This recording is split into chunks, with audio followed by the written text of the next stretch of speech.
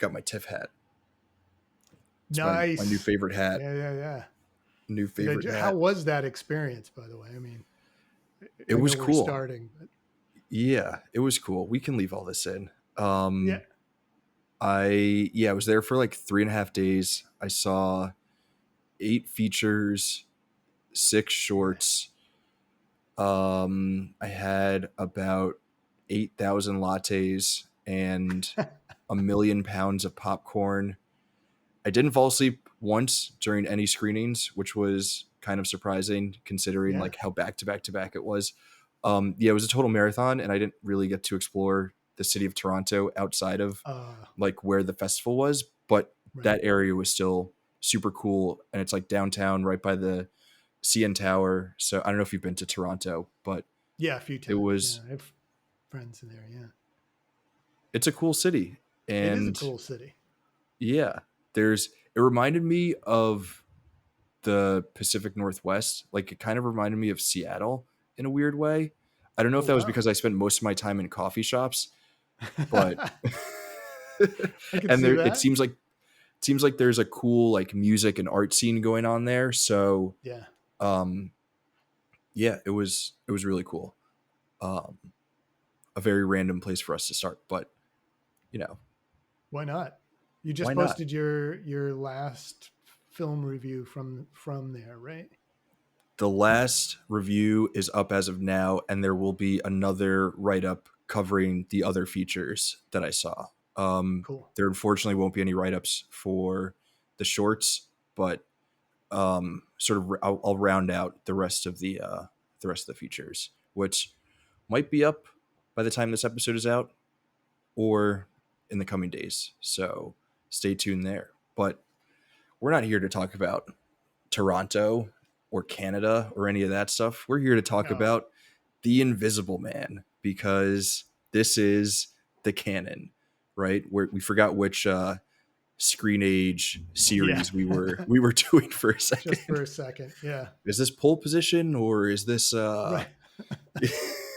Yeah. is this it could be Fear Flashback Friday um in Right. a way. In a Yeah. way. Yeah, absolutely. Way flashback. So yeah. Way flashback. Yeah. So we're back, Bob. The people have missed you. It's been a couple of days since you were last on to talk to us about uh, War of the Worlds, another movie based on an H.G. Wells Right. story.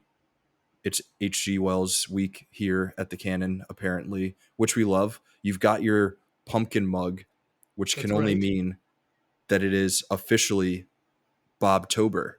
'Tis the Right. season. I wish we still had the soundboard. The our engineering department was not able to salvage Oh whatever no. broke with the soundboard, but we would have a cool sound celebrating Bobtober, and the official kickoff of it. And what better way to start that than with the Invisible Man? Yeah, So, absolutely. how's Classic your Universal monster it is movie. one of the Yeah. classic Universal monster movies, which we will talk about a little bit in context of this. But Bob, how is your Bobtober going so far?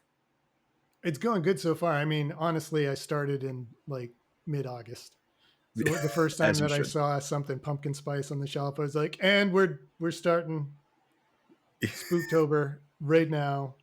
Yeah, so it's been going quite a while, and yeah, pretty decent so far. And actually, up here in Maine, it's been pretty warm the last week, Mm-hmm. which is both weird and kind of cool. So we have leaves falling out of the sky and walking around in shorts and t-shirts. So Oh, I'll take it. that is super warm. I like it when there's that crisp Yeah, air, you know, yeah, that nice that first like crisp gust of wind that hits your face every fall, where yeah. you can maybe put on a flannel shirt. It's so nice. I had a pumpkin spice latte today. I did. There you go. Um, Yep. Not on purpose. I was there. I was at the coffee shop, and I was gonna get a regular latte, and I saw that they had a pumpkin spice one, and I said, "Eff it, let's do it. We're here. Let's May do as it. well. 'Tis the season.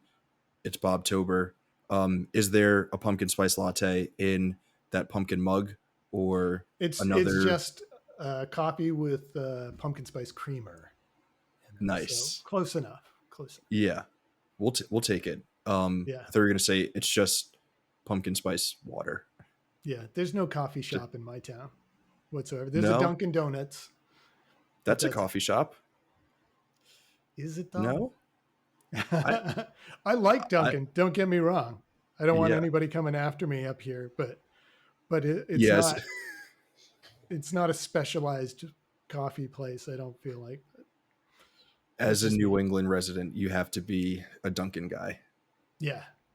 Yeah. Absolutely. It's your duty. Yeah. I love, and I mean, it's kind of basic, but the Dunkin' pumpkin donuts and the pumpkin munchkins, delicious. Yeah. Yeah. Someone, yeah, someone at work brought those into the office the other day, and I had about half of the box. I couldn't stop munching on the pumpkin munchkins. They were so delicious. That's awesome. That's awesome. We So have good. like 8 donut places nearby because like every apple orchard does pumpkin donuts as well this time of year. So that's my So good. preferred place to go. Oh yeah, yeah, yeah, Do you prefer the pumpkin donuts or the apple cider donuts? yeah. Pumpkin all the way. I don't mind apple, but it's like pumpkin, chocolate sugared, Mm, then apple after that. So chocolate sugared. yeah. Is that like a chocolate glaze, or No, is this something different? it's while the pumpkin's still warm, they roll it in regular granulated sugar, not powdered sugar, and yeah, it's pretty good. That sounds really good. I might have to drive up to Maine at some point and get some of those. That sounds incredible. There's got to be Wow. someplace in New York that gets it. I'm sure somewhere upstate there's tons of Yeah, apple picking farms and stuff, which is like the best autumn activity. It yeah. never gets old.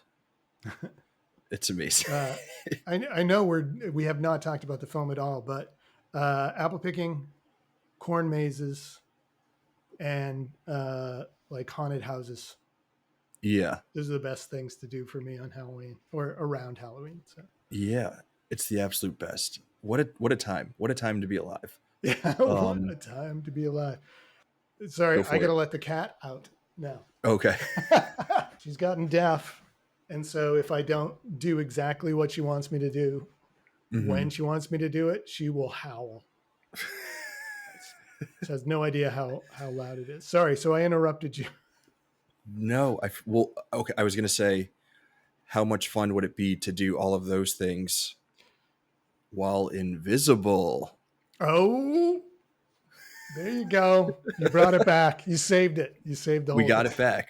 Yeah, I actually don't know that fantastic. those things would be fun to do invisible, but before we get into the movie, you brought this up before we started that the big question around this movie is what would you do if you had invisibility powers?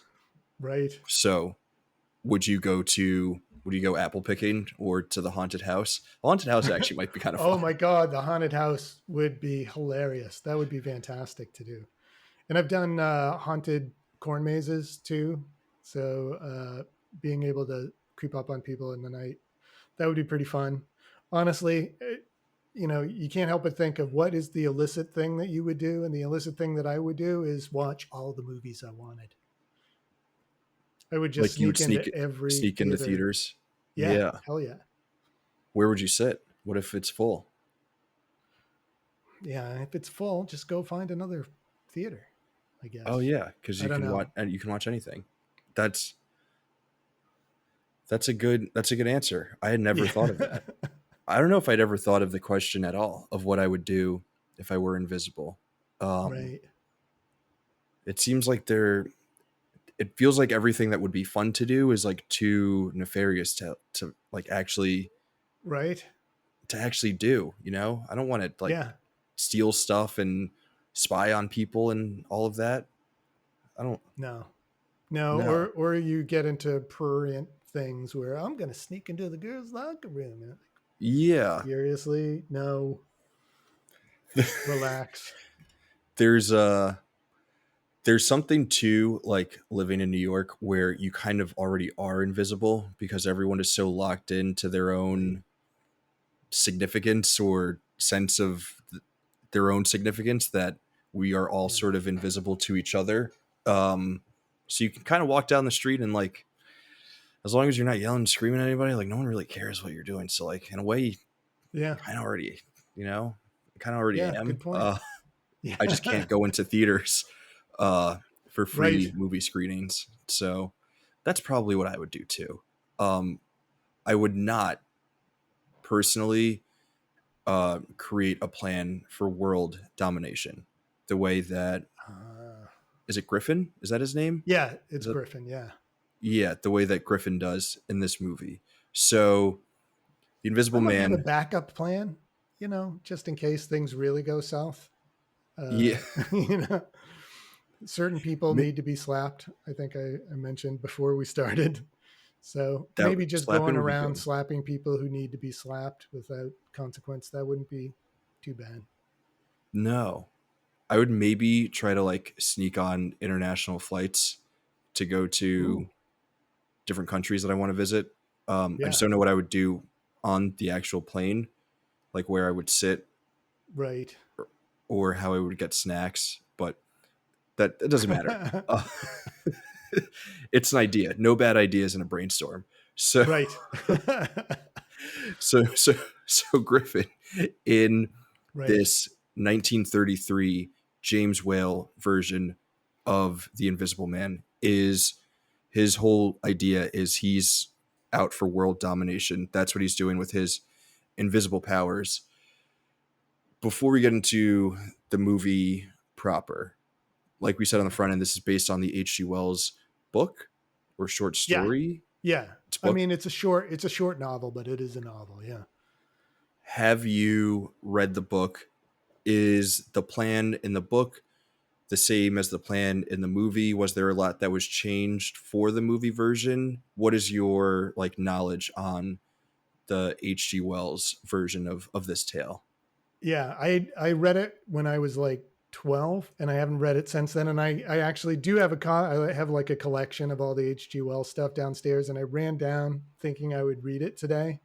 Mm-hmm. I didn't have time to read it today. My memory though is it isn't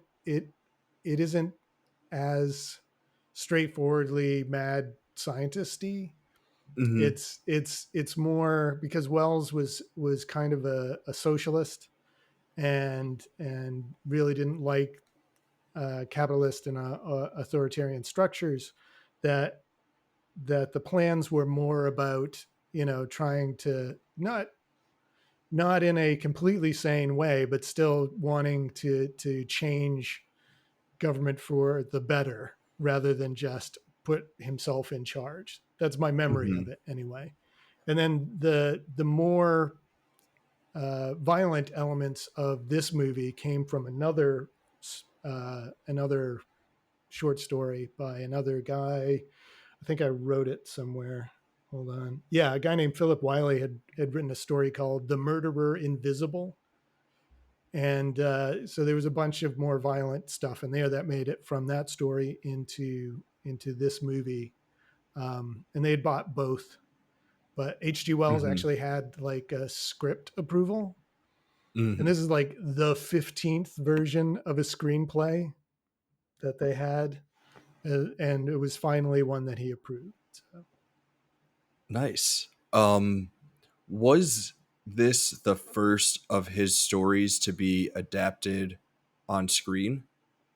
Do you know? No, no, actually, it was. I think the first one was the Island of Doctor Moreau was Hmm. adapted as the Island of Lost Souls, Okay. uh, and I think that was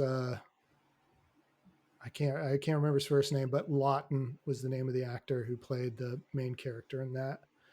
But I remember he was not particularly pleased with that adaptation because he felt like it took a very complicated story about social structure and hierarchy of people and Hmm. whether some people are more worthy than others and reduced it to a horror movie. It Yeah. was a very good horror movie, but it was definitely something that Wells thought wasn't good enough. But yeah, I Yeah. think that No. was the first one. Okay. And then a couple years later, this comes along, and this is sort of like in the middle of the boom of the Universal horror, the Universal monsters that have become like synonymous with that studio, and sort of like the advent of American horror as like a genre and thing that is Yeah, going on. So they're adapting these like classic stories of science fiction and horror to create these like iconic movies. And I didn't know, before going into this, that this one was also directed by James Whale, who also directed Frankenstein and the Bride of Frankenstein, which are two of the probably more famous uh, you know, films within this genre, or sort of like collection of films. yeah, This one came out after Frankenstein, right? Frankenstein was the first one. yeah. Well, Dracula would have been the first of the Universal monster films, but Frankenstein was James Whale's first film for Universal. Yeah, yeah. Yeah. So that was 31 for Frankenstein, and this is what, 33, I think. 33. Yeah. Yeah, So yeah, right, like we're saying, right in the boom. Um, for anyone who didn't listen to our episode about The Bride of Frankenstein, which is one of your favorite movies, and there's yeah, a poster of it behind your head, I believe. yeah. It's a little There it is. We can, overlit at the moment. yeah. Um, so yeah, anyone who didn't listen to that wouldn't know, or maybe doesn't know, that you are a huge fan, or a pretty big fan, of these movies, right? Were they Yeah, like super informative for you growing up, and kind of like introducing you to your love of horror as a genre and like movies as a whole? And that, so my follow-up question with that is, where was the Invisible Man for you in that journey of being introduced to these movies, and fitting into your personal history of like love for yeah, cinema?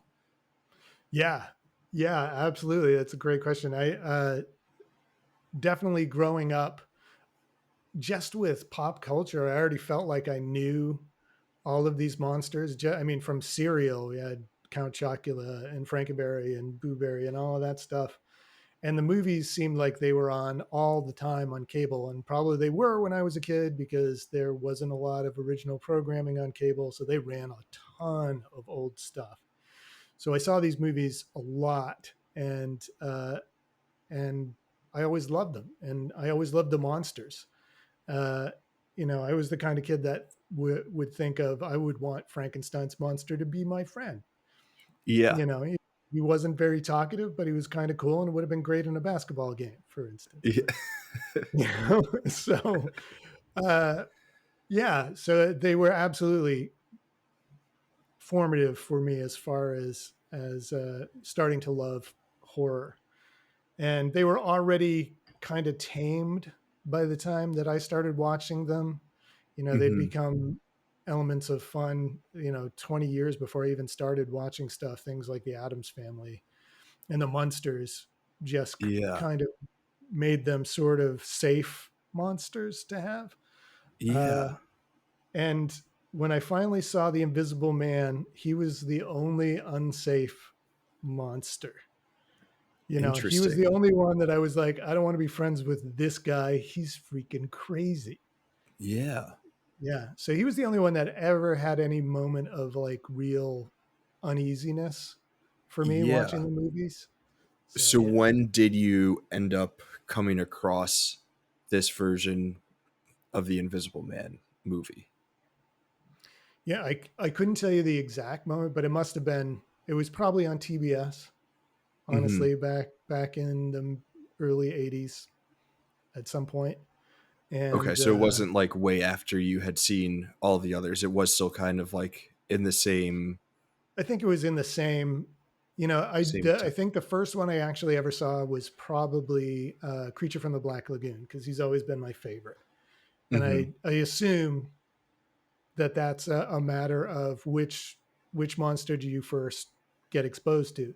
So, and I remember distinctly watching that in 3D, like a foot from my grandmother's television with those red and blue glasses. Yeah.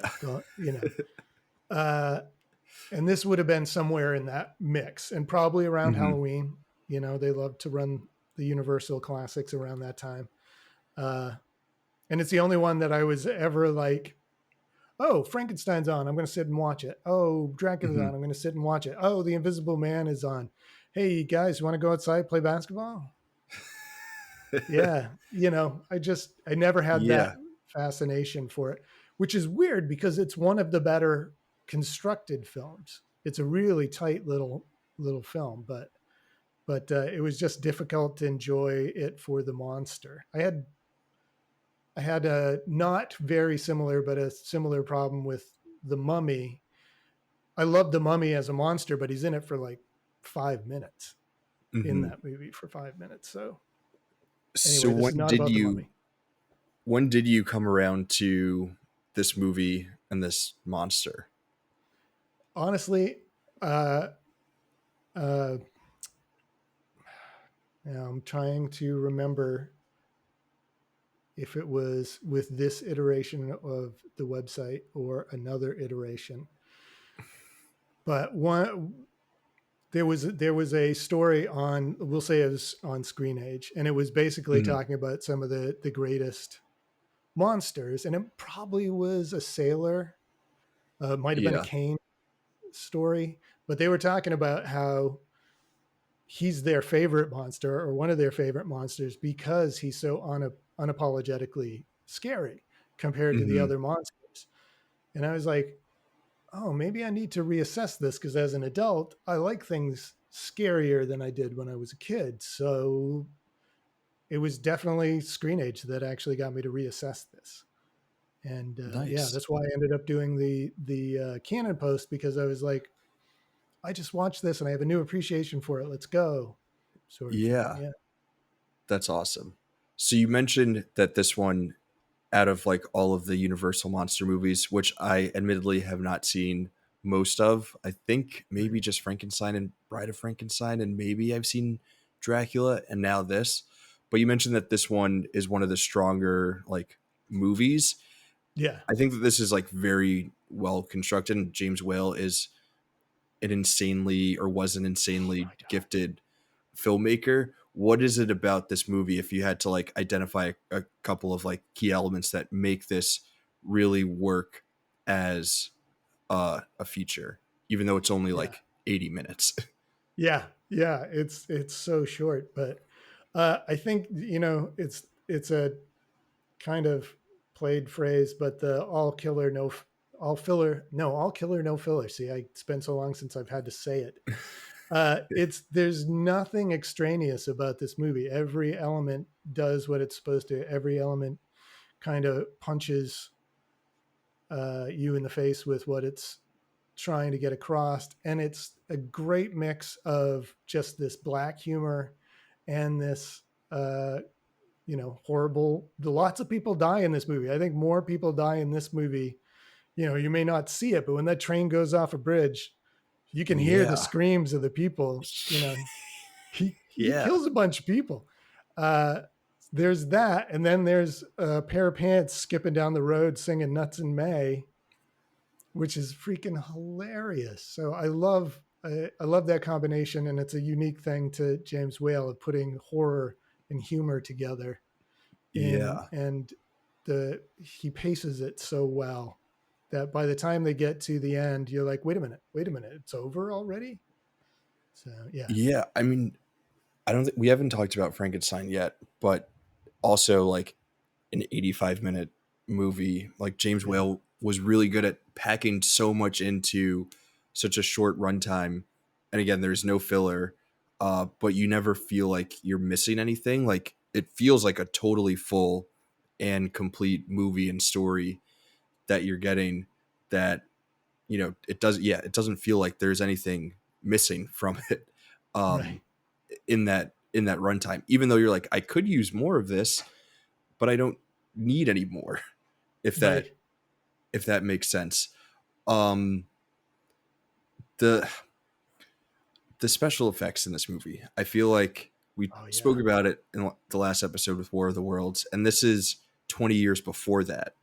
And they're having to figure out, how do we communicate and show someone who is invisible, and how many different ways can we express that Yeah. through the special effects. I thought that they were pretty bonkers, and I think what's fun about watching something like this as opposed to watching like the new Fantastic Four movie or whatever is wondering what it is that the creative team had to do in order to pull off those special effects. Where Right. I don't know why I decided to crap on the new Fantastic Four movie, but like we know that there are like rooms of talented animators and like CGI artists who are able to like make Pedro Pascal's arm extend. But I Right. don't know what James Whale and team were able to do here Yeah. in order to make the Griffin character Right. invisible. So what did you think of, of all the special effects and how they're used here? And I if you know anything about how it is that they put it together, please yeah. share. Yeah, I mean, most of the invisible special effects are done by a guy named John Fulton, and the thing about John Fulton is that he actually used to work for the company that invented the traveling mat, which became a huge thing for movies from that point on. You know, as far as being able to take one layer, lose some of the background, and have it, you know, overlaid on another image in a way that was actually clear and looked semi-realistic. Looked very realistic at the time, looks semi-realistic now for most of that sort of thing. But so when he came to work for Universal and they asked him if they, you know, they specifically asked him before the film even got started, do you think this can be done? And because he had that background, he's like, yes, I can do this. And you know, you were talking about the difference between CGI and the old special effects. The new special effects they're fantastic. It's awesome to see because they can do anything, and it's literally people thinking, what can we do that hasn't been done? Let's what because we can do anything. Let's try and think Yeah. of something awesome. Whereas the old special effects were, we need these very specific things done. How the hell do we do that? Yeah. And yeah, so all of this stuff is, I mean, extraordinarily simply, they put the actor in a black room, completely covered in black felt. They were covered in black felt, and then they put on whatever clothes that they wanted, and then they like he would take the clothes off or the wrappings off or whatever, Yeah. and they would just mat out the black parts and put it over the scene. So the biggest thing was trying to make sure that everything was lit the same and that Hmm. the room was set up in exactly the same way. But it's a fairly, you know, basic film process, but it Yeah. looks amazing. It looks It looks amazing great. now. Yeah. Yeah. It's almost 100 years later, and it looks great, and it's so cool. It feels so fun. You can like feel the creative energy that went into, again, trying to figure out, okay, we have a story about a guy who is invisible, and we will need throughout the movie at several different points ways to show that he is invisible. How the hell do we do this? Um, Again, which isn't to say that like CGI work today isn't super impressive, and like those artists are great and They are. super talented. But there's something so fun about trying to think about, or being able to think about, like the actual creative work that's going into creating the special effects. Yeah. Um, with that, the design of the Invisible Man, of Griffin, Yeah. is pretty wild. Obviously, some of the most like iconic character design in movie Yeah. history. What did you think about that? And do you have anything about how they came to, what it is that the character actually looks like? I think it's actually pulled almost directly from the original novel. The entire first part, first 2 or 3 chapters of the novel, and the first section of the movie set in the inn in that small town of Iping, I think, Hmm. is almost exactly from the book. And that description of him wrapped heavily in bandages around the head with hair sticking out. I think he had sideburns Hmm. in the book, and he doesn't have them here, but that's a style thing. But the obviously fake nose, the Yeah. smoked glasses, all of that stuff's from the book, and they did a fantastic job of transferring it to something that you could see on screen. And it's yeah, it stands out. It's a very standout look. The is the hair sticking out? Is that fake hair? That's not his hair, right? Because Yeah, his it's hair is just fake. invisible. It's just a wig that he's wrapped on top of his head Yeah, there, I think. So that's so funny. um, that got me thinking. What do you think about the like science of his invisibility as he explains it? Like, yeah, like he can't go yeah. out like within an hour after eating because people will see the food. Yeah. I mean, you know, if you started thinking about it, I remember being a kid and somebody saying, "Well, you can't do invisibility really because you'd be blind." I'm like, "What are you talking about?" And they're like, "Well, in order to be able to see, light has to hit the back of your retina. If your retina is invisible, it just passes right through. You never get the visual information. You're blind the whole time." And it's like, oh, that's another reason to hate the Invisible Man. He doesn't make any Yeah, sense. But yeah, it's standard 30s sci-fi gobbledygook stuff. So yeah. yeah, It was him listing off all the different things. That was maybe my favorite part of the movie because yeah, it does it offers up like a window for you as an audience member to say none of this makes sense. But I think a hard thing to do as someone who's watching a movie is to like ignore those kinds of obvious plot oh holes yeah, or whatever.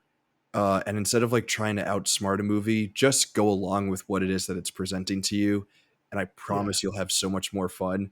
So when he starts going on about the food and he can't go out if it's raining or you can't go out if it's misty because then you'll like see yeah. his silhouette or whatever in the mist or in the fog, which is also that feels like a hilariously and distinctly British kind of problem.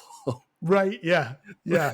Or that the one about I can't go out in cities because the soot will settle on me Yeah. and people will be able to like, oh, you can't go to LA either. Okay, I get it. Yeah. It felt So very yeah. super super turn of the 19th into 20th century Yeah. London kind of problem. Yep. Um but yeah, so much fun. Um And that him the monocaine thing, I don't think it ever caught me like it caught me when I watched it recently. When they bring it up, and it's obviously the key element that mhm, made him do invisible because it makes dogs pale and go crazy. But they have this moment of where he said one of the scientists says it's monocaine, the other one says monocaine, and he says monocaine, and I'm like, in my head I was hearing monorail, monorail, monorail from the Simpsons episode. So it was such a distraction to me at that moment. I don't know that Simpsons episode, but I was going to Oh say that interaction sounds very Seinfeld. yeah, it did. It is a little. It is a little Seinfeld. Yeah, just repeating the same word over and over Yeah, again. like now it Monica. doesn't mean anything. So yeah. Yeah. Marissa Tomei? Oh man. So far off I, base. the other special effects are actually really good too. I mean, we're focusing on the big splashy. He's pulling clothes off. It's the Invisible Man, but all of the wire work is actually extremely well done too. And it made me realize, growing up, a lot of ghost movies and invisible character movies, how kind of half-assed they do it. Because in Hmm. this movie, everything feels like the doors feel like they have a weight. They don't just stop and then close. They slowly, and when Yeah. he picks up the books, he like shuffles them together so they're all lined up, and then lifts them up and over. Some thought was really taken. And James Whale even said there are things where he's like, there are a lot of times where there's nobody on screen that the other people have to interact with, but the audience has to interact with the story too. And so I had to Hmm. do things that allowed for the audience to feel like there was another person there. So, like when he goes to sit in a chair to talk to the other scientist, Kemp, I think his name is. Hmm. Yeah, he's like, so we make a depression when he sits in the chair. When he wants to have a serious conversation, we make the chair hitch up like he's getting closer. So we had to Yeah. give sentient elements that were being interacted with a sense of sentience in order for people to feel like there was a person in the room. All that small stuff goes such a long way because it is Yeah. such a believable story. You fully believe that he's in the room with them, that he is the one who's messing around with the doors and all the other objects and taking off people's hats and stuff. Like you fully believe that it is Griffin the whole time. Yeah. Um, which brings us back to him and what it is that he decides to do with his invisibility, or really what the invisibility kind of does to him. Right. Like, what do you think is? Do you think it's more so the latter of those two, that it's the invisibility causing that, as opposed to him wanting to use the invisibility for these terrible purposes? Right.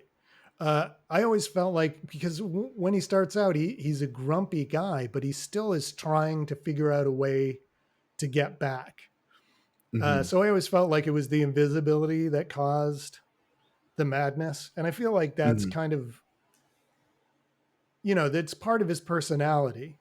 But I think the through line through a lot of Invisible Man movies is if it's not a comedy, then it's the invisibility is going to cause this guy to go insane and do some horrible things. From that to Hollow Man to the more recent uh, Invisible Man movie 2020. Uh, so I'm like, I know there are scientists working on like invisibility cloaks and stuff for the Hmm. like the Pentagon, whatever. One of those guys is going to go crazy, start killing people. It's Yeah, just going to happen, I hope it doesn't, but if the movies are right, which they always are, right? he's gonna go crazy, and it's not gonna be good. Okay. The So with that, I was thinking about the other James Whale Universal horror flick that is in many ways also, or both of these movies are about scientists who have great ego, and that ego then creates this terrible monster. Obviously, in this one, the monster that he creates is literally within himself. But Right. I did think that it was kind of interesting that both of those movies are dealing with that. What did you think of um, this movie being about a scientist who has maybe a little bit too much ego, and Yeah. seeing where it is that ego takes him? Yeah. Well, I mean, these are the movies that basically created the phrase "things man was not meant to know." Hmm. And it was all about us being at a point in time where science was going so far, so fast, our reach exceeding our grasp all the time. And this was all pre-nuclear stuff, but people could kind of see where science had a dark side to it, and these movies are expressions of that sort of fear. They're all mad scientist movies in the end. Yeah. Yeah. The Not to get to like guy who wants to put everything into a historical context, but like you said, it is pre uh like nuclear bombs, but it is, this movie at least is existing in a post First World War period, and the Yeah. First World War was very much so this time for like nations to just show off the advanced technology Oh my that they god. had Yeah. in the realm of warfare. And so obviously by the time we get to what it is that happened after the Second World War, the uh the reconciliation or the reckoning really just like with that through art and movies becomes like a bit more serious. But like you're saying, something like The Invisible Man and stories that were coming out around the same time are kind of dealing with a similar thing. When did H.G. Wells first write this novel? Do you remember? When was he working? Why do I It not was know? it was late 19th century, so 1880s, 1890s. I don't remember exactly Yeah, when this so he was came kind of out. early to So, that. He was early to that oh train, yeah, but also thinking about these things in like a post-industrialized England kind of world yeah, and what it is that it was doing to us and our humanity, and like kind of like losing our humanity a little bit, yeah. bit by bit, as we get deeper and deeper into the science. And like in this story in particular, in this movie in particular, like he is literally losing his humanity in that like he becomes someone who is invisible and like uh not viewable as as a person. He can't even like see himself as a person. I don't know if I'm Right. making too much of a stretch here, but No, uh no. I think there's that's an interesting point. Yeah. there's maybe a little something to that. And yeah, I mean, Whale directs all of it with such Oh my god. a like intense um intentionality that that feels so great. Do you have anything else about what it is that Whale is able to do here as a director? Well, it's interesting that this was what he made, and because he didn't want to make Bride of Frankenstein. You know, Mm, uh, he didn't actually want to make any more horror movies after Frankenstein. He was like, I'm gonna go. I really like all these kind of more mainstream ideas and plays and stories. And he went off and made one of his dream projects, and it bombed horribly at the box office. And Universal was like, Bride of Frankenstein? And he's like, no, I'm not going to do sequels. I'm not going to do that. I'll do another horror movie just because. And so he did The Old Dark House was mhm, his next one. And there are characters there that ended up in his other films. So Ernest Thesiger, who plays Praetorius in Bride of Frankenstein, first shows up in Old Dark mm, House.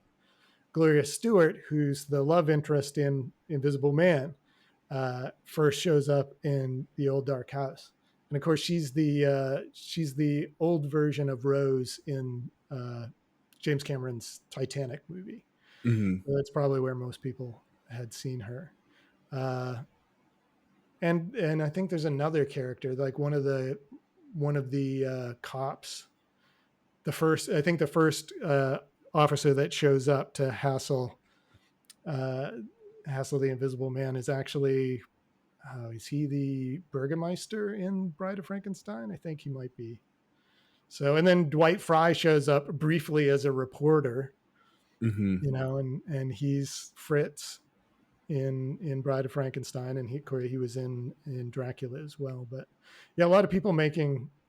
I think this was maybe one of the times where I said like, oh, James Whale has like, you know, a crew of actors that Yeah, he's got his little he, acting troupe or whatever. Yeah, that he yeah, that he goes back to. yeah, the Um, shrieking landlady there also yeah, does some great shrieking in Bride of Frankenstein. yeah, What's her that name? was the one face that I recognized from Bride of Frankenstein Yeah, because Una O'Connor. That was her name. Yeah, yeah, she's got a wonderful old movie face. yeah. And apparently, I was listening to the commentary a while back, and apparently, none of our other films is she that broad. Like she's very understated and subtle in all of her other characters, and she's Oh, like a freaking interesting. cartoon in both Bride and in this Yeah, movie. yeah, and she's so good at it. Yeah. It's why I remembered her because I was like, oh hell yeah, this lady's here. She's gonna do some hilarious stuff. Can't Yeah. wait for that. Um, Amazing. So thinking about this movie as something that is canon worthy, and like why it is essential. Obviously, it's like one of the more iconic movies from the this like golden era of Universal horror flicks. But what do you see as like sort of like the lasting legacy of this movie?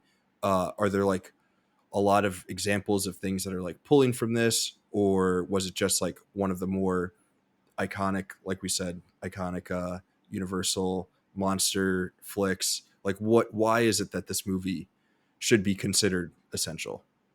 Right.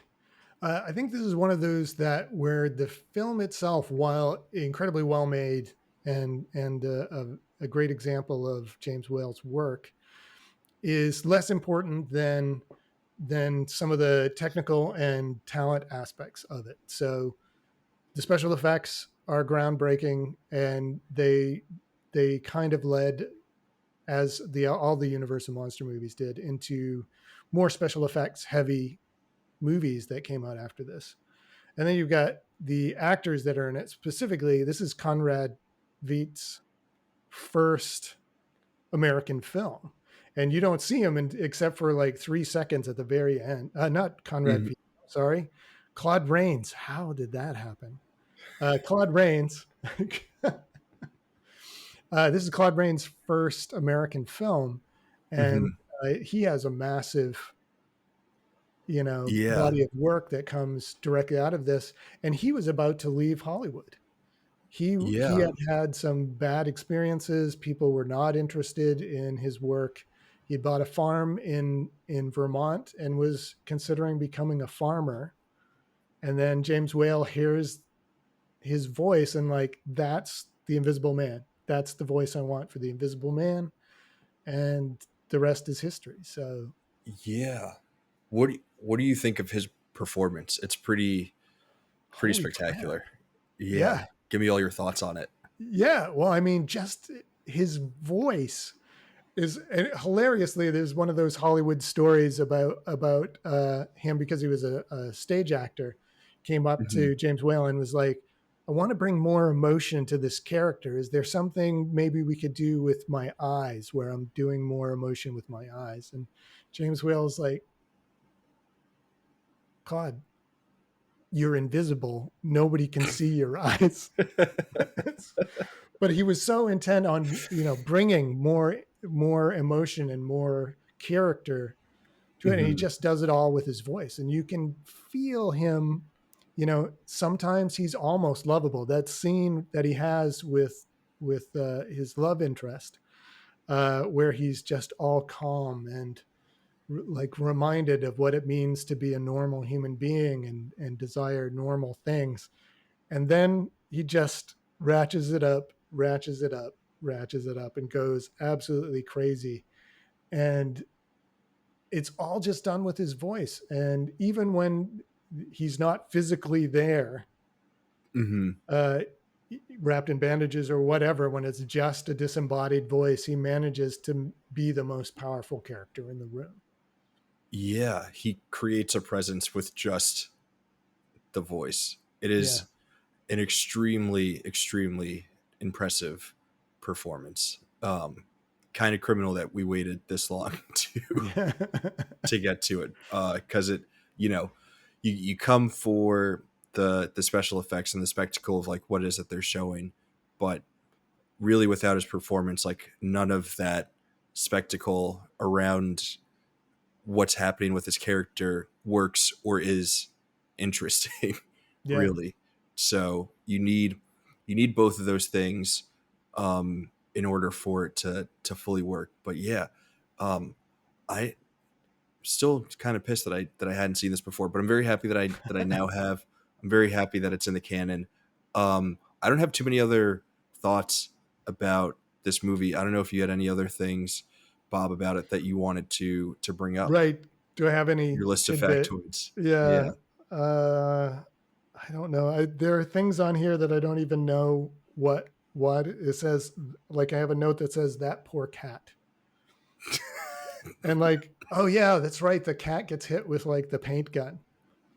Like they're waiting. It gets on top of the wall, and they think it's the Invisible Man. And so I'm, yeah. Uh, it's just not. I think we've talked about almost everything. Um, The special effects department at that point in time was called the tricks department. I like that. I think that's pretty cool. Yeah. Um, yeah, I think that's it. We've talked about all of the other stuff. There are some And I was, fun scenes of like cops being incompetent and yeah, also guys in rooms talking about like how to plan it out and the like one paranoia of this like invisible enemy, which I don't think was like necessarily yet a concern, we'll say, in like American culture at the time. That feels more right. like a Red Scare kind of thing, but like Yeah, it could be an interesting Red Scare kind of like version of this story, but also just funny that they're trying to think of a plan and they're like, well, we can't talk about it now because he might be in the room. he might be in the Um, room. Oh, that's right. We were going yeah. to start this with neither of us in our chairs, and we Oh, blew it. we Oh well, forgot. that's Oh all right. man. Well, at least now people know that we had the idea. That we had Yeah, a good idea, even though it wasn't. It was never executed. it was never. Oh well. I did. There's one special effect that I'm always a little bit. It's really well done, but I'm always like, Mhm. and it's at the very end of the film where you see his footprints in the snow, and it's very Mhm. cool the way they did it, where they had like cutout prints in a board, a series of Mhm. boards, and then they had the footprints actually held up by pegs, and what they did was pull the pegs out so it would Mm. drop, and then the Yeah. fake snow would drop in and do the thing. However, the Invisible Man is clearly naked, and the Mhm. footprints are clearly that of a man wearing shoes. Oh man, So terrible it's the movie. only yeah, ruins the whole thing, right? Yeah, James Whale is a hack. Fulton is a hack. Yeah. Get rid of all of them. Kick this out of the Get rid of them. canon. Yeah. Yeah, you're done. You'll never work in this town again. Whale. Damn it. Um, Before we do recommendations, we Right. mentioned it briefly, but there was that whole time where Universal was trying to reboot the classic monster movies of yesteryear. And one of the flicks that they ended up remaking was The Invisible Man, which was a pretty interesting but very, very, very different take on the story. I Yeah. assume you've seen it. What did you think of that as a remake of this? If I we can even have call not it that. seen it. I have not seen it. Oh, Yeah, it's on the list, but it was so I was like, I need to see this as a horror movie and not as a remake of The Invisible Man, because yeah. it's not, Hollow Man, while not an actual remake, is closer to being a remake of The Invisible Man than James Wanell's movie. And I heard great things about it, but I needed to disassociate my desire to see a remake of The Invisible Man from somebody taking the Invisible Man concept and making something truly horrific out of it. So Yeah. Well, I haven't seen Hollow Man. Who's in that? Who directed that? Is that from the that 90s? that's a Paul Verhoeven movie starring uh, Kevin Bacon. Actually, it's not a good movie in any way, shape, or form. It has some really good special effects, Hmm. combination of makeup effects and CGI stuff. Yeah. Um, but it's a scientist behaving badly, sort of sort of thing. Um, That sounds like a yeah, winning I combo. I'm upset yeah. to hear that that's not a good movie. Well, I mean, any Paul Verhoeven movie is worth seeing at least once, but Hmm. some of his stuff is better than other things. So, Very fair. Um, did I blink out for a I second? I think. little bit. Yeah. I can confirm that the 2020 remake of Invisible Man is pretty rad and like quite terrifying.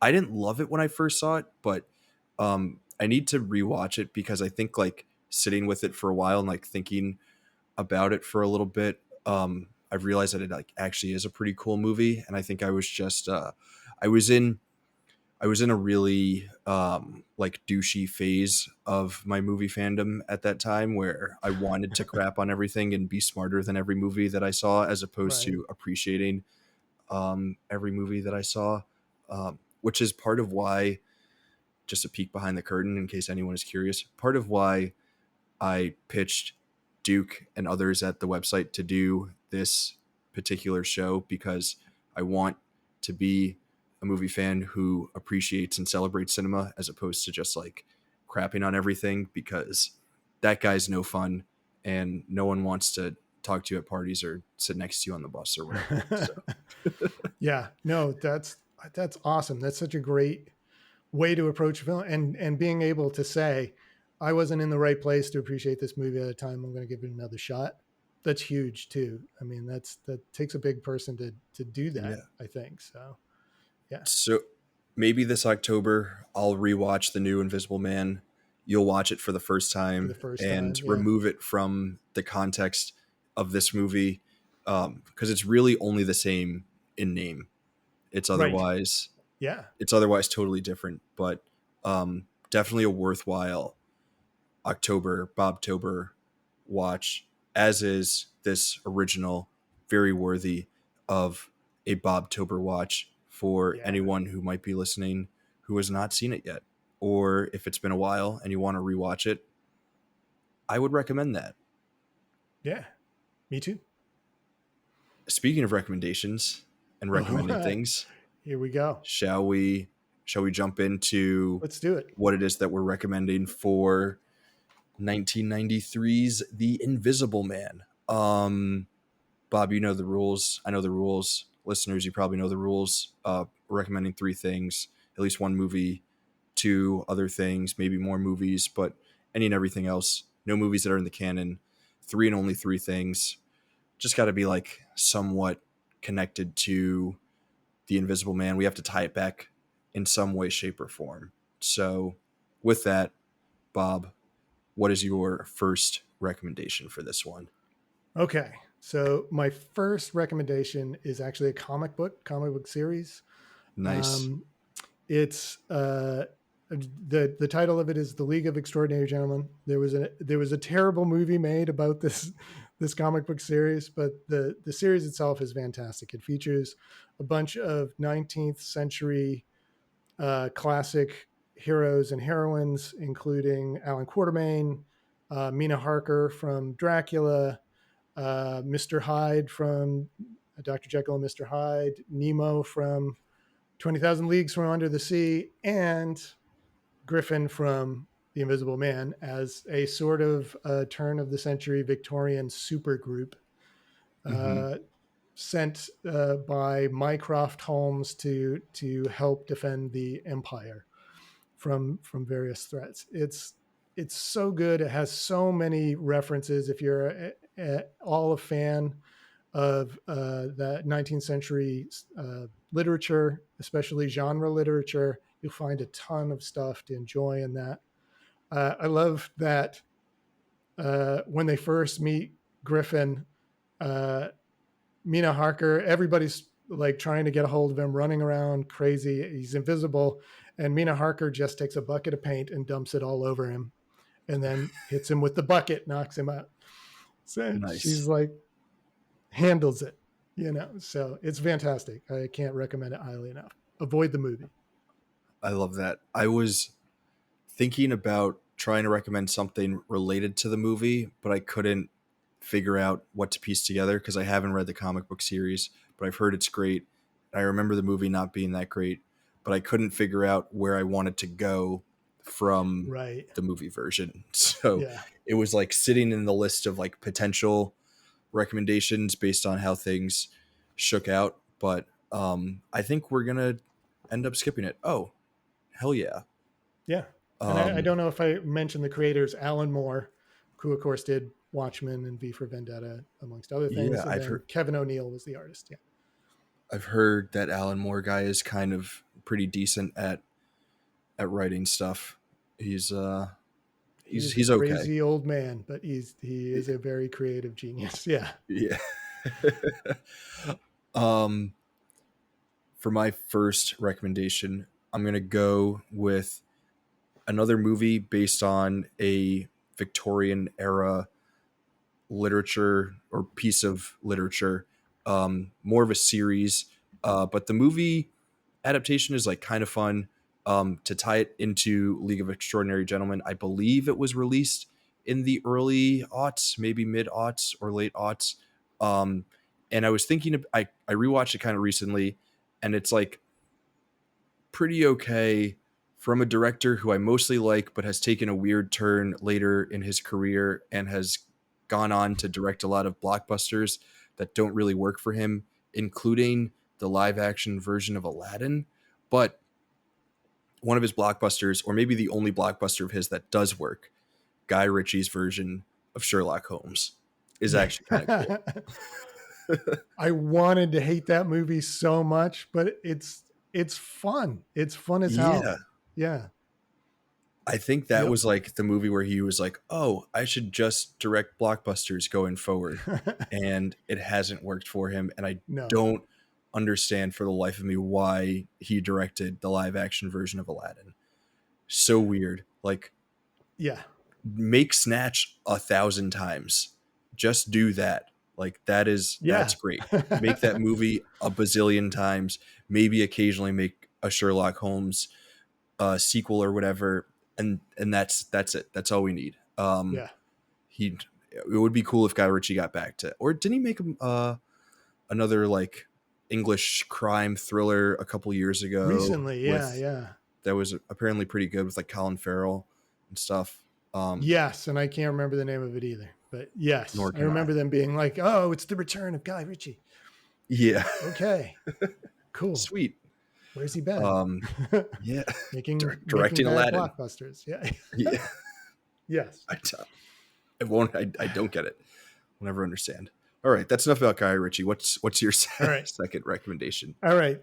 So my second one, these all stray further and further afield. This one's only tangentially related in that I was like trying to think of other movies in which invisibility was a thing without it being an invisible person. I mean, it could have been like Memoirs of an Invisible Man. That was a comedy that John Carpenter directed with Chevy Chase, of all people. But I was like, no, let's try and figure out something a little different, and it's hard to find stuff. So this is a horror movie by Stuart Gordon, which is about a machine that makes invisible things visible. And it turns out there are all kinds of horrible, horrible things around us all the time. We just can't see them, and they can't see us until you use this machine that's part of the movie, and it makes them visible and allows them to see us. Not a good thing. That's Stuart Gordon's From Beyond. It's a low Mm, budget B movie, gory blockbuster in the same vein as his Reanimator films. In hmm fact, Jeffrey Combs and Barbara Crampton are also in that. But it's just goofy, super goopy fun. Nice. That sounds like a very fun, cool. Ooh, yeah. Nice, nice little 80s horror flick. Yeah, some Um, body horror stuff, definitely. yeah. Okay. I like it. I like it. For my second recommendation, I was also trying to think of like movies and stuff about invisible people, invisible things, where it's not the main thing. And then I got to thinking, what about? I feel like it's been a while since I've recommended some music. So I Right, started thinking about music about being invisible. There are a ton of options. Feels like mostly 80s songs about guys being really creepy with their invisibility. But then I right, started thinking about songs about people who feel invisible. And I've been on a bit of a tear of this particular artist for the better part of, I'll say, the last 6 or 7 months. Um, so I'm going to recommend not a full album, but just a song that everyone knows, and is probably not the best example of like a song to recommend for this particular artist, especially if you're like trying to show yourself as someone who really appreciates and digs this artist. But I'm going to recommend a song that's kind of about being invisible or feeling invisible Creep by Radiohead. I was wondering if it was going to be Creep. Yeah. No, Yeah. that's a good one. Yeah. It's it's like their most popular song because it's Yeah. like a really good song, but once you start diving into Radiohead, as I have, um you realize that there is so much more um there in that well. And like I love Johnny Greenwood and all of his scores.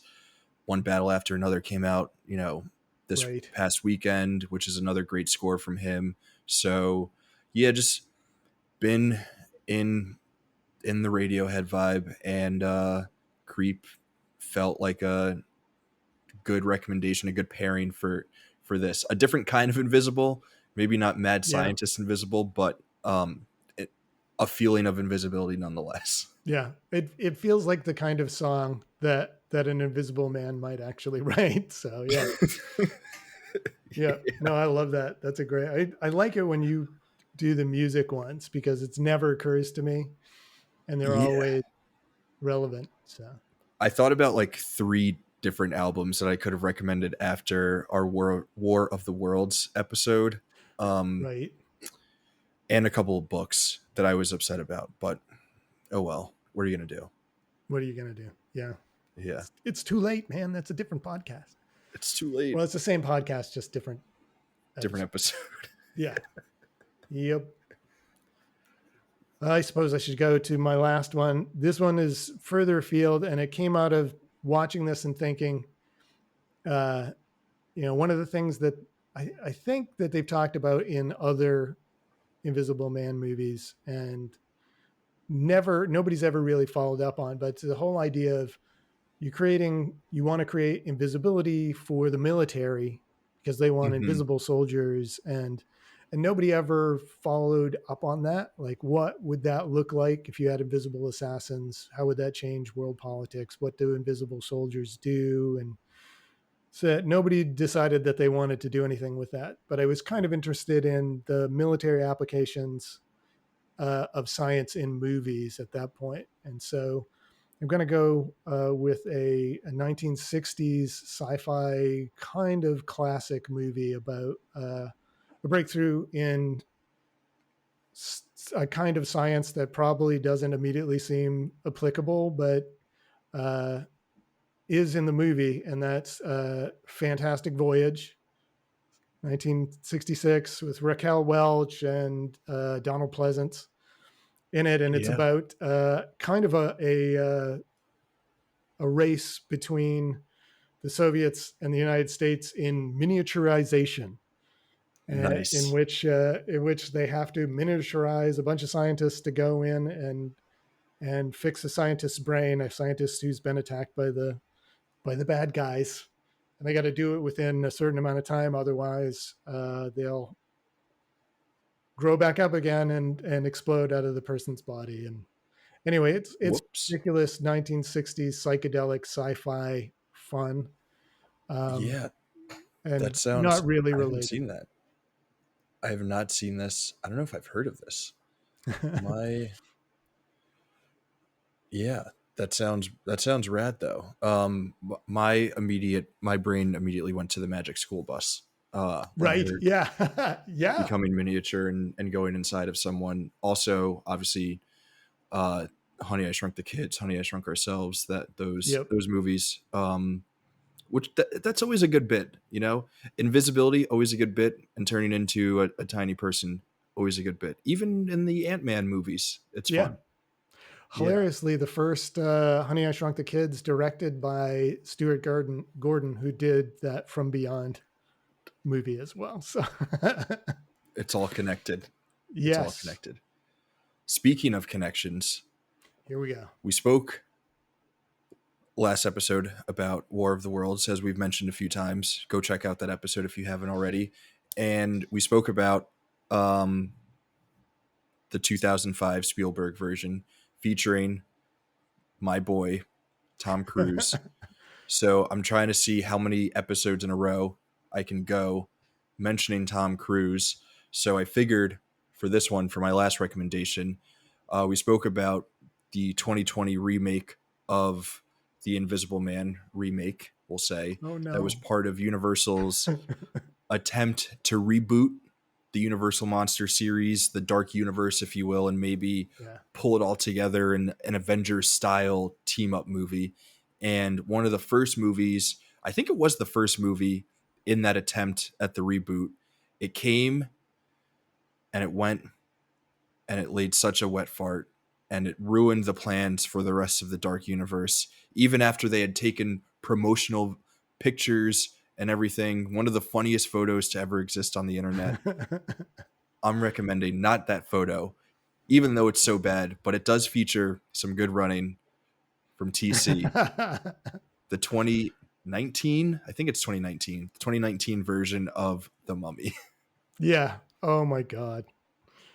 Movie so bad it destroyed an entire studio's plans for a decade. Yeah. Yeah. Yeah. That's too bad. I rooted for that movie too, but it just did not work. So The inclusion of Russell Crowe as uh, Dr. Jekyll in that Mummy movie was in a movie full of a lot of interesting choices, we'll say, among the oddest of choices yeah. that were made. Yeah. And then of But course, who else is in that Dark Universe promotional photo? It's like, isn't it like oh Benicio my del god. Toro and like Colin Yeah, Farrell? yeah. Like it's like Colin Farrell was going to be the Wolfman or something. But I think didn't Benicio was. didn't Benicio del Toro do a Wolfman movie? I think Like maybe I don't. maybe? I don't know. yeah. I know I'm going to have to look it up Yeah, after, but that's just ridiculous. Was Orlando Bloom in that picture? yeah. I don't know. What a weird time in cinema. Yeah, the Yeah. marvelization, the MCUification of Johnny all Depp was in movies. that picture. Johnny Depp was in that picture. Oh Who my was he going to god. be? That's a good Was he, question. was he going to be the Invisible Man? Frankenstein, maybe Dr. Maybe. Frankenstein. I don't know. Who knows? Well, we never got it because Tom Cruise Yeah, ruined it. So yeah. we'll Tom see how Cruise many ruined it. episodes we can go with mentioning or referring back to Tom Cruise, since there are oddly no Cruise movies in the canon. Doesn't make You any bring sense. that up every time. That's Yeah, awesome. TC is not in TC. Tom Cruise not in the canon. Doesn't make any Yep. sense. But you No, know what is in the canon? The Invisible Man. the We Invisible did it, Man. Bob. Yeah, We crushed it. H.G. Wells week. It came yeah, and went. A very absolutely. good week. Great week for adaptations of the great H.G. Wells. Go read his books if you haven't Go already. read his books. There are no Yeah. other decent adaptations of H.G. Wells stories. The only one I can even well, there was the Shape of Things to Come, Hmm. which I've never seen, and then in the 1970s there was Food of the Gods, which is about a food material that makes things grow Yeah. really big, Ooh. which I What's think would is make a great horror movie. Not yeah. that one. Not the one that was made. Is there Yeah. another big H.G. Wells story that we're missing? Or Time Machine. I am so sorry. Yeah, Time oh Machine's yeah, a good Time one. Machine. Yeah. Yeah, the original Time Machine is a wild, wild movie. I Yeah, don't believe it's in the canon. That could have been a recommendation instead of yeah. Tom Cruise's The Mummy, but Or again, Time and Time Again. Have you ever seen that movie? no. Where H.G. Wells chases Jack the Ripper into the modern day using the time Ooh, machine. that's fun. I have It, not seen it's that. it's a fantastic film. It's actually really really good. Mary Steenburgen is in that. I'm blanking on all the people. David Warner is in that Mhm. as Jack the Ripper. Uh, yeah, it's a great cast. It's actually a really fun movie watching them Nice. stumble around. So anyway, I sorry. yeah, I might have to check that out. Um, we did it a couple days ago, but Bob, is there anything coming up on the website that you want folks to be on the lookout for? It's I feel like I'm repeating myself, but it's the same sort of thing. It's October, so I'm going to be doing Fear Flashback. We got a bunch of lists coming out. 50 greatest horror movie sequels is coming. DC horror movie projects we want to see, that's coming. Bunch more Canon podcasts about horror movies is coming. It's going to be a good month. It's going to be a great October. Can't wait to read all that stuff. Um, Another great thing that the website is doing this Oh October yeah, is a little competition for short stories. So if anyone out there wants to or does write horror related short stories and wants to submit some entries to this competition, we really want to read what it is that people are writing. We want to see your yeah, work. It would be a ton of fun to share that. Duke and Dahlgren are heading that up. So yeah, if there's anyone out there who is a writer or wants to write, is interested in trying to write a short spooky story, that we want to see what it is that you've got. So I'm very excited to read all of the entries for that. Bob might have one. I probably won't, yeah. unfortunately, unless something inspires me. Hey, Maybe I get scared tonight, and then I want to jot down some thoughts. Uh, there's but got to like be Bob said, some short story about Tom Cruise yeah, that would fit somewhere in there. yeah, it would be about Tom Cruise disappearing and being invisible for the rest of the time, and Oh no, that would that would startle and where scare does me. that go? Yeah, how do you Yeah, see him running if he's invisible? yeah, it doesn't. That's terrifying. Nobody wants that. Yeah. I can't be. I can't have that. But like Bob said, we do have more episodes of the canon coming this October, which will feature more spooky movies, which means we're going to be getting more Bob. We're getting more Bob next week. We're going back to just one episode per week. We're done doubling up for the time being. But next week we will be back on Wednesdays, regularly scheduled programming. So you don't have to worry about that. But Bob and I are going to be talking An American Werewolf in London, Oh which yeah, I'm very excited for. Another me too. great spooky movie. Bob, are you excited? I'm super excited. That's gonna be so good. So yeah, I, have you I seen it can't yet? wait. I have. Yeah. All Um, right. and I love it. Yeah. So very excited for that one. Screenagers, we hope you are also very excited for that one. We hope you join us here next week to talk more spooky essential movies. And as always, in the meantime, we will see you in the ever spooky wasteland. Bye, everyone.